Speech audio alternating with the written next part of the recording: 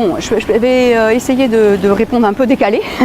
parce que c'est pas seulement par rapport à l'agroécologie en tant que telle. C'est-à-dire que je pense peut-être qu'il y a un mot qu'on n'a pas évoqué jusqu'à maintenant dans la posture du chercheur, c'est la question de la réflexivité. C'est-à-dire le regard qu'on peut porter sur sa propre pratique de recherche. Ça, c'est quelque chose qui est très présent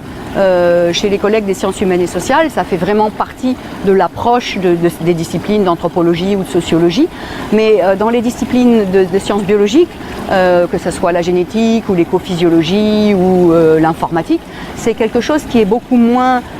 prégnant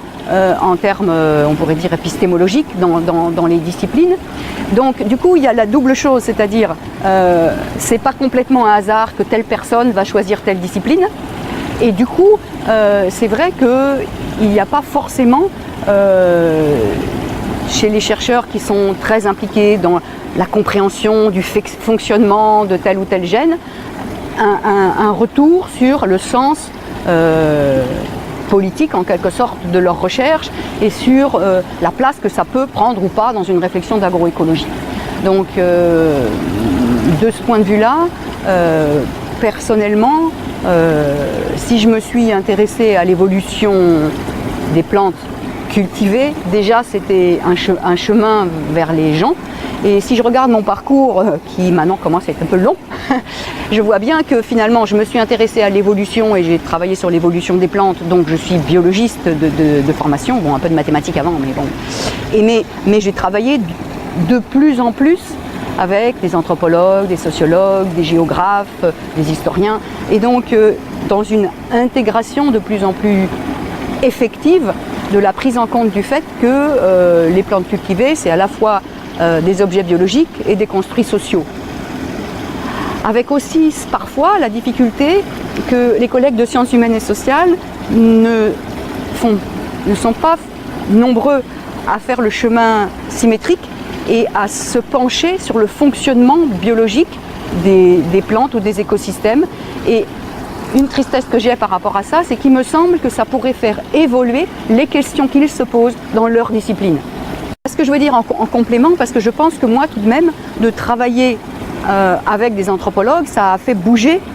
doucement un peu les questions que je me posais en génétique. C'est-à-dire que dès le début, j'étais bien consciente que je ne pourrais pas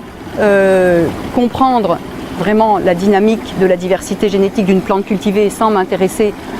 aux sociétés qui utilisaient cette plante, mais quand même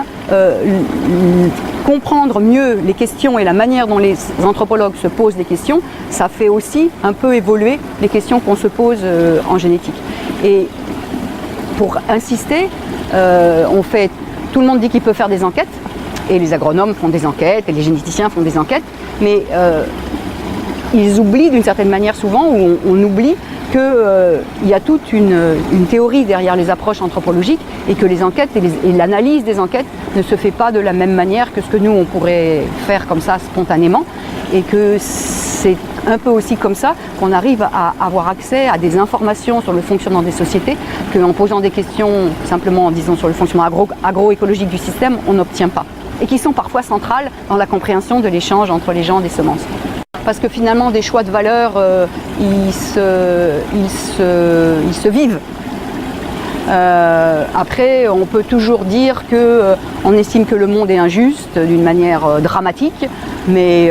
après, est-ce que c'est ça vraiment qui guide des activités ponctuelles? Je ne sais pas, c'est ça qui fait peut-être un parcours de vie ou un regard sur le monde qui induit aussi. Alors, oui, alors je vais reprendre sur la question des valeurs parce que peut-être moi c'est un mot que je n'utilise pas très souvent et donc il ne m'est pas familier d'expliquer les choses comme ça, mais pour moi c'est sûr que le choix des schémas, par exemple, d'amélioration qu'on va développer, ça va favoriser ou renforcer un certain type d'agriculture, et un certain type d'agriculture, ça veut dire un certain type de société. Donc j'évoquais tout à l'heure la question de l'injustice, ou du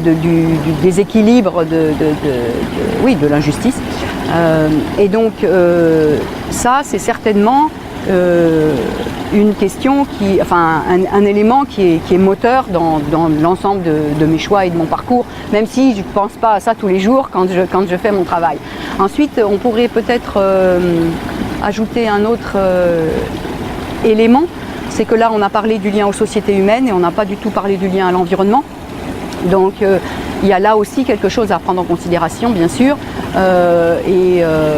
Quand on a fait les cafés philo, là, j'ai évoqué la question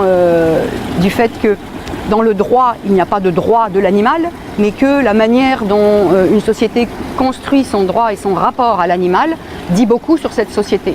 Et donc ça relie aussi une question de valeur d'une manière globale peut-être.